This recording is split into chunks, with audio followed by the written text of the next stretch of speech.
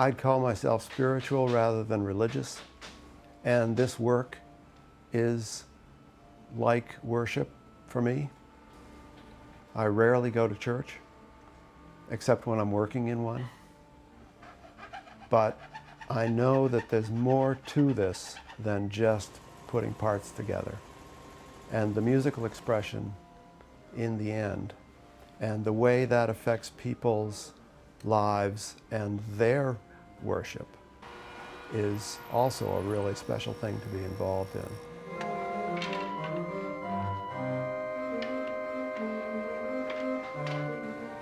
We want to just stay ahead of the wet glue so that we get one smooth glue joint the whole length of the rib. Yep. 1, 2, 3, go. Straight as we can.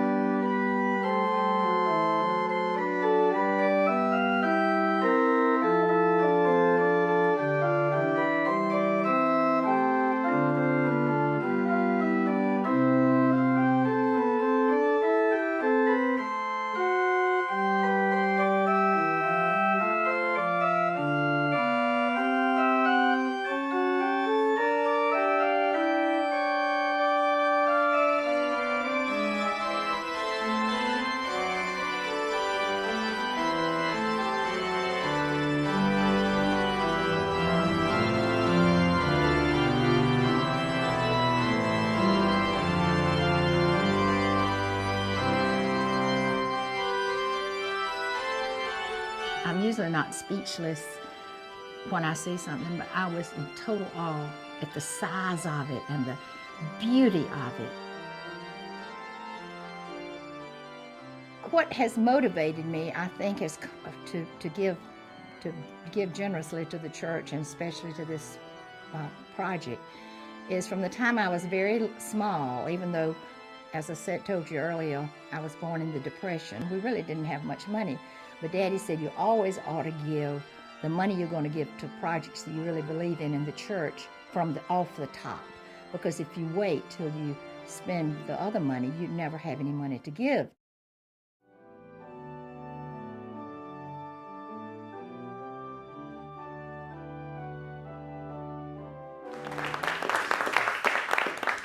Somebody else needs to come give it a try. Charles was drafted into the Army, but was selected from his group to do work on the Manhattan Project. And he worked first in Chicago and then in Los Alamos, and was a member of a detonation team headed by Oppenheimer. They would meet as a group and they would exchange ideas, and they were treated, all members of the group were treated as equals.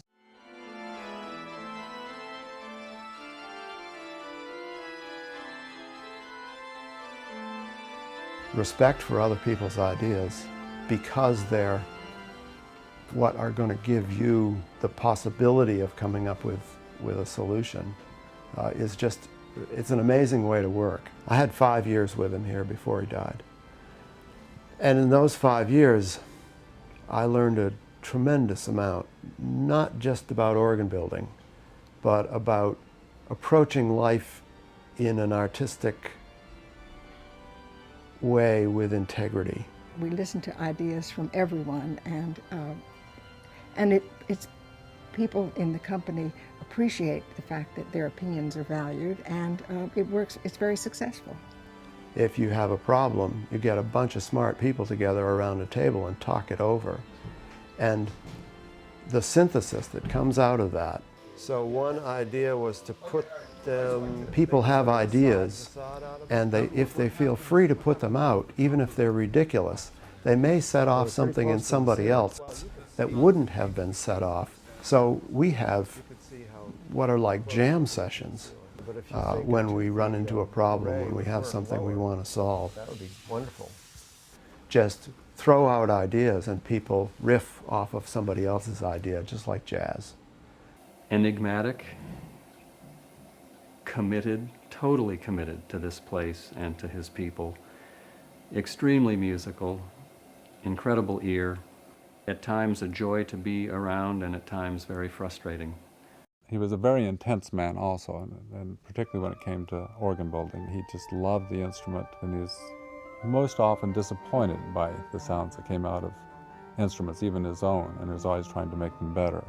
He taught me how to look at what had been done over the past 2,000 years of organ building and use that as a jumping off point for our work, taking the principles that were involved, not necessarily the details. When he first started out in business in the 50s, he was not building tracker organs. But then he went to Europe and he studied the old organs that Bach would have played on and others, Buxtehude, Franck. He came back to America and completely switched gears and decided that mechanical key action was the way to go. The reason is that the player has complete control over the attack and the release of each pipe in the organ. It's a mechanical connection between the keyboard and the valve under the pipe. Everyone shares in the decision-making. The designing of an organ is a communal job.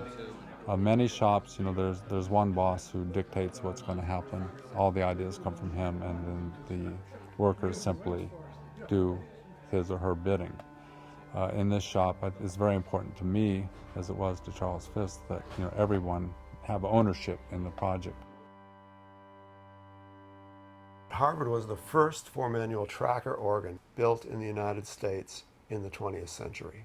Some very important people were involved, and that they chose Charles Fisk and his new company was a really big deal in the small, arcane organ world.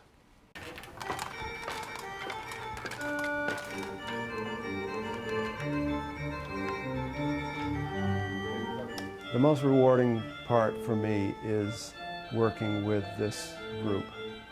These people who I respect so much, who have so many different abilities and who have so many different backgrounds and so much different training.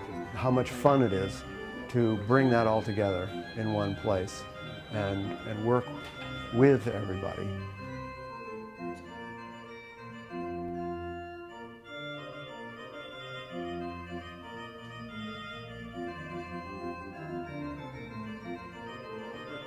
None of us can do this by ourselves.